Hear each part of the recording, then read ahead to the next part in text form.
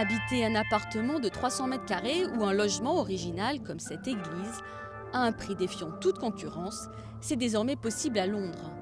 Andrew vit dans cette église désaffectée, mais que l'église réformée unie veut protéger contre les squatteurs. Il paie seulement 310 € de loyer par mois, contre environ 1000 € pour la même surface dans cette banlieue. Financièrement, c'est fantastique. Tu habites dans un endroit incroyable pour un tout petit loyer. Quand j'en ai entendu parler la première fois, je me suis dit que c'était trop beau pour être vrai. Le principe est simple. De nombreux bâtiments sont inoccupés à Londres avant d'être vendus ou réaménagés.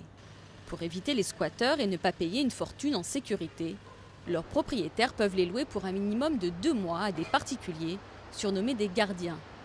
On a eu un logement sur King's Road où le gardien vivait à côté de chez 2 footballeurs de Chelsea. Et il payait 300 € par mois. Revers de la médaille, le gardien peut être sommé de quitter son logement dans un délai de 15 jours.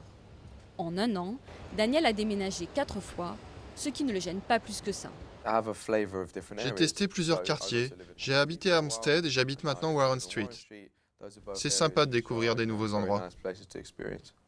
Des centaines d'anciennes écoles, églises ou même maisons de retraite sont converties momentanément en logements, ce qui donne lieu parfois à des situations rocambolesques. Une personne est venue me demander des conseils spirituels.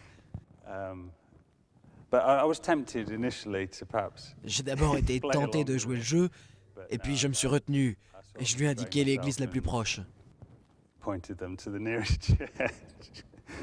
Pour devenir gardien, il faut remplir 3 critères, avoir un emploi à plein temps, pas d'animal et pas d'enfant. Résultat, les agences ont des listes d'attente de plusieurs centaines de personnes.